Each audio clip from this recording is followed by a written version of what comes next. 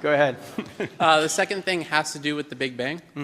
So what I find most interesting about the Big Bang is actually the person who came up with it was a Jesuit priest who was trying to explain how God would have put the universe into motion. And the biggest people who were opponents of it were atheists because they said it was too Christian. So I was wondering what your thoughts on that would be. The Big Bang, once rejected by early atheists because it was discovered by a Christian, has now become a key argument against God's existence. Let's dive into this fascinating twist. Well, we actually cover that in the book. I think you're talking about Georges Lemaître, if I remember his name correctly. He was one of the first. He was a Roman Catholic priest who formulated this. But the guy that actually coined the term Big Bang was an atheist by the name of Fred Hoyle. And Fred Hoyle, I think later in his life, realized that his atheistic worldview didn't fit the evidence. I don't know if he ever became a Christian. I don't think he did. But he, after the evidence showed that the universe had a beginning, said to his colleagues, "What are you going to call this thing? The Big Bang?" And they all went, yeah, that's it. We'll call it the Big Bang. It was supposed to be a derisive term. But Hoyle is the guy who famously said, after looking at the fine-tuning of the universe, he said, "A super intellect has monkeyed with physics and biology, and there are no blind forces worth speaking about in nature." That's what the evidence showed. So it would be a genetic fallacy, however, to say that because a Roman Catholic priest thought of this first, that therefore he's biased and therefore the argument doesn't work. Whether an atheist thought of it or observed it or a Christian, that's irrelevant. What's relevant is, what does the evidence show? And I think the evidence clearly shows there was a beginning, and if there was a beginning, there must be a beginner. Was there another angle on this you wanted to get to? I completely agree with the concept that God put the universe into motion through the Big Bang. That was actually one of the most important things to me to becoming a Christian, actually. So I would say it is important that Christians did figure this out first, specifically, it doesn't matter which denomination. What matters is that it was someone who was trying to explain how God would have put the universe into motion. And that argument was so on the mark, or his explanation for how he did it was so on the mark, that it's now the key scientific explanation as to how the universe was put into motion. So I would say that's pretty important. Yeah, of course, the proponents of the Big Bang, if they're not theists, will say, well, we don't know what caused it, just to be fair. Well, they would say it happened because it had to happen, to quote Bill Nye, which is the dumbest thing I've ever heard in my life. But well, no, I think Stephen Hawking was worse by saying because there's a law like gravity, the universe can and will create itself out of nothing.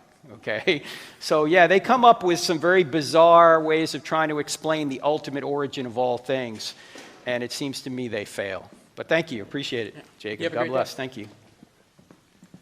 The questions raised about the Big Bang Theory open up profound discussions about the relationship between science and Christianity, as well as how scientific discoveries point toward the existence of God.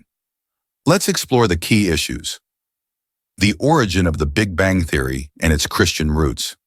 The Big Bang Theory, formulated by Jesuit priest Georges Lemaître, describes the universe having a beginning, a moment when space, time, and matter came into existence.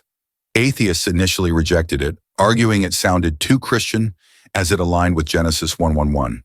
In the beginning, God created the heavens and the earth. The Bible had long asserted that the universe had a definitive starting point, a notion now affirmed by science. Lemaitre's background as a Christian and scientist underscores an important truth. Faith and reason are not at odds. Romans 1:20 explains, "For since the creation of the world, God's invisible qualities, his eternal power and divine nature, have been clearly seen, being understood from what has been made." The Big Bang highlights how God's creative power is visible in the universe's origins. The theory's initial rejection by atheists reflects the challenge of reconciling such evidence with a secular worldview. Does the source of the theory matter? The student correctly notes that the denomination or faith of the theorist doesn't change the validity of the evidence. The question is not who proposed the Big Bang, but what the evidence reveals. The scientific principle of following the evidence where it leads is crucial here. Hebrews 11:3 states, "By faith we understand that the universe was formed at God's command, so that what is seen was not made out of what was visible." Whether proposed by a priest, an atheist, or a scientist of another worldview, the Big Bang Theory aligns with the biblical concept of creation ex nihilo, God creating everything from nothing. Atheistic explanations for the Big Bang. Non-theistic explanations for the Big Bang, such as, it happened because it had to happen, or Stephen Hawking's claim that, because there is a law like gravity, the universe can and will create itself from nothing, fall short. These views fail to address the fundamental question, why is there something rather than nothing? A law like gravity is not a physical entity capable of creating. It is a description of how things behave. As Frank Turek often points out, laws describe actions but do not act on their own. Genesis 1:3 reveals the true cause. And God said, "Let there be light," and there was light. God's spoken command initiated the existence of all things. The Big Bang points to a cause outside space and time, a creator. Only a being like the God of the Bible fits this description. Recommended resources, I Don't Have Enough Faith to Be an Atheist, by Frank Turek and Norman Geisler. The Case for a Creator, by Lee Strobel. God and the Astronomers, by Robert Jastrow. These books delve into how science and faith converge to affirm God's existence.